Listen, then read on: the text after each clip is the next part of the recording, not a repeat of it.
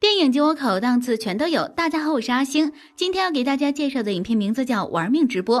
故事由一个叫玩命直播的网络游戏引起。在这个游戏里，网友们可以选择观众和主播两种身份。如果是主播的话，就必须要直播观众提出的任何要求，完成要求后就能获得高额的奖金。不过游戏有一个明确的前提条件，那就是绝对不能报警。女主玛丽的闺蜜珊珊就沉迷于这种游戏，每天那是各种放飞自我，甚至会应网友的要求直接当街掀起裙子。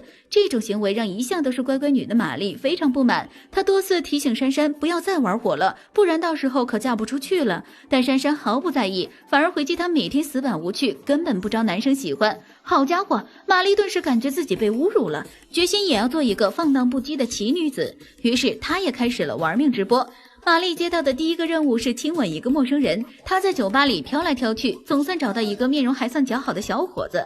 巧合的是，这个名叫杰克的小伙子正好也是这个游戏的玩家，两人的热吻让观众们拍手叫好，便提议让他们组成 CP 去继续接下来的任务。下一个任务是两人去高级服装店里试穿高级礼服，并全程在试衣间里直播。但玛丽二人万万没想到的是，过程中观众们又命令另一名玩家偷走了二人原来的衣服。没办法，玛丽和杰克只好全裸着走出服装店。这种大肆放荡的行为艺术赢得了观众老爷的一众好评，二人也随之获得了一笔巨额奖金。这时两人接到了下一个任务，这次任务简直就是玩命啊！观众们竟要求他们蒙着眼飙车。玛丽看到任务后吃了一惊，不过杰克却表示自己的车技很好，是个名副其实的老司机，所以不用担心。于是两人再次惊险地完成了任务。这次任务后，玛丽的人气急速飙升，甚至超越了闺蜜珊珊，这让珊珊很是不满，自己之前做了那么多努力才爬到今天这个热度，没想到现在随随便便就被一个新人挤了下去。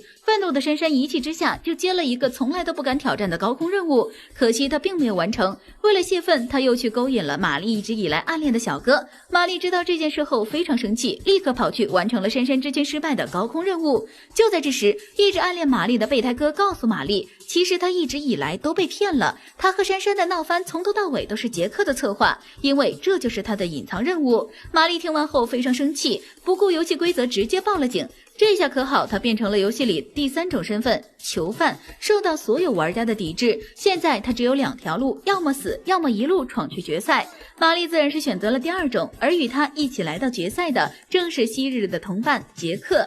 这时观众们向他们发出新任务，杀死对方，两人面面相觑，不知如何是好。关键时刻，备胎哥冲了过来，一枪打死了玛丽，游戏正式结束。看到这里，大家肯定会疑惑，这到底是怎么一回事呢？原来呀，决赛的一切都是在演戏，都是玛丽、备胎哥和杰克早就安排好了的。因为杰克曾经也是囚犯，所以深知游戏里的人心险恶。这次他们就是要告诉观众这个游戏的可怕。没过多久，备胎哥就用自己高超的黑客技术人肉出了几万名观众的信息，并给所有观众的手机里发了短信：我知道你的身份，这场谋杀你们都是凶手。大家看到后纷纷吓破了胆，立马卸载了这款坑爹的游戏软件。故事的最后，玛丽和共患难的杰克有了一段美好的爱情，备胎哥继续当起了他的备胎。电影结束，这种玩命直播其实是一种高度娱乐下的产物，在这里人们都像傀儡一般，完全任人摆布。可如果连自由支配的权利都没有的话，要那么多金钱和名誉又有什么意思呢？好了，以上就是本期阿星谈电影，下期节目同样精彩，小伙伴们千万不要错过哦。